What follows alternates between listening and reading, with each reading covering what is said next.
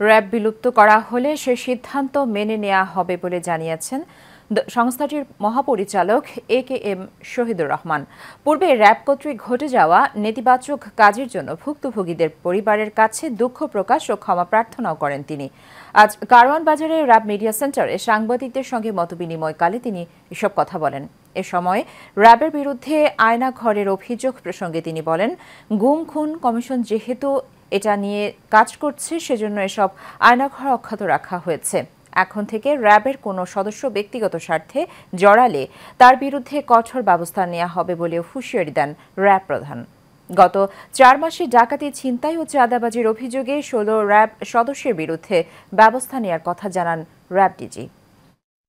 সৃষ্টির পর আজ পর্যন্ত যে সমস্ত জনগণের যারা র্যাব দ্বারা নির্যাতিত বা অত্যাচারিত হয়েছেন তাদের কাছে এবং যারা হত্যাকাণ্ডের শিকার হয়েছেন, যেমন নারায়ণগঞ্জের 7 খুন সহ যারা র্যাব কর্তৃক হত্যাকাণ্ডের শিকার হয়েছেন তাদের পরিবারের কাছে আমরা দুঃখ প্রকাশ করি এবং ক্ষমা প্রার্থনা করি, এবং পাশাপাশি এই সমস্ত ঘটনার সুষ্ঠু তদন্তের মাধ্যমে এর বিচার যাতে হয় সেটা আমরা প্রত্যাশা করি।